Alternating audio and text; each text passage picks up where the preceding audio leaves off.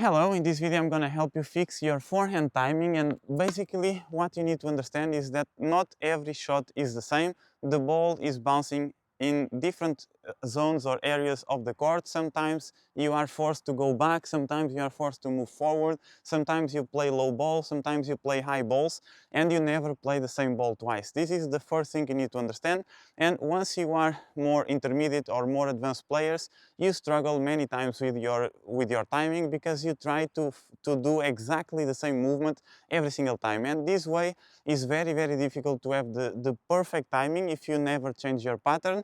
Even though if you can keep the pattern, ideally is better, but you really need to have a really perfect footwork, and not everyone has the perfect footwork, or not everyone is moving as fast as they should to play tennis. So the first thing you need to understand is that if you start and if you are a beginner, the first pattern is to do the split step and the first step and rotate your shoulders. As you see, the racket is there because I rotate my shoulders here, and then I can add my hand, and this is the pattern, this is the basic movement to learn because of the grip. Because when you are here, you can make sure you have the semi-western grip, while if you don't have this reference, sometimes you play with continental, and as you don't stop here, you cannot realize that your grip actually is not good. And as you know, if you know me, you know that if you use semi-western grip, it's 100% certain that you're gonna have right and the best level, because you can accelerate the ball, control balls, be consistent, play with topspin. So I already mentioned this in many videos, and this is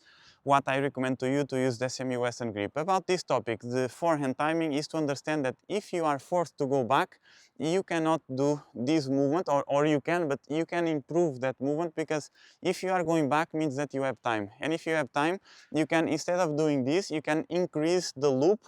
Okay, and when you increase the loop, you're going to accelerate the ball, spending less energy. So when you go back, you can go here, increase the loop, and then you accelerate 1, 2 split step. This is the ideal because you have more time. If the ball is short and you need to move forward and low, you cannot go so high because the ball is low. So what you do is you move forward with the racket lower as well. Okay, because you need to play that ball that is already low. So you move forward going low, the racket is lower as well, and you play this ball with close stance, and then you either jump, or if it's approach, or you just play and stay, but you need to be low.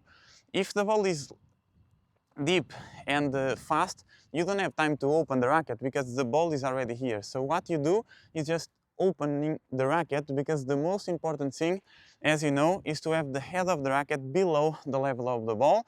If you always have the head of the racket below the level of the ball, it's really difficult to miss a shot. You can test it yourself.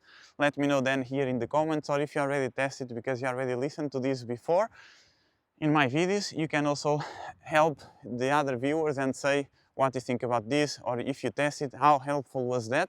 So thanks for that, and thanks for helping this community.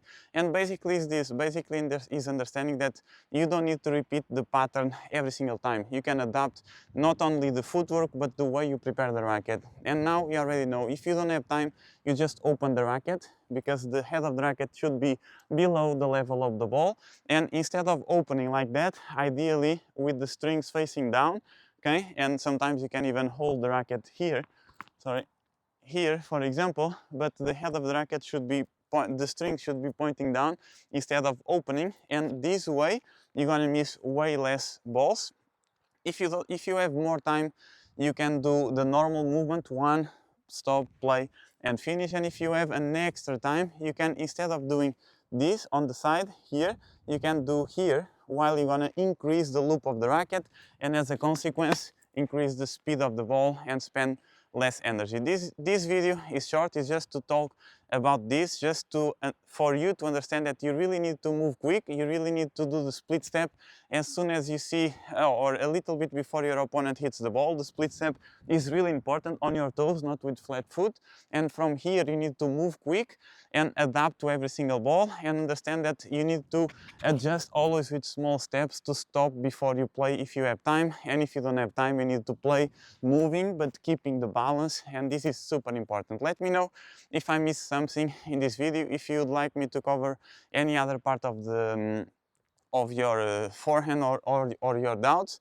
And this video was also because one of you asked me this in the in one of the shorts. So I hope this helps. I hope you are watching this. And if you have any question, let me know, and I'll see you in the next video. Thank you.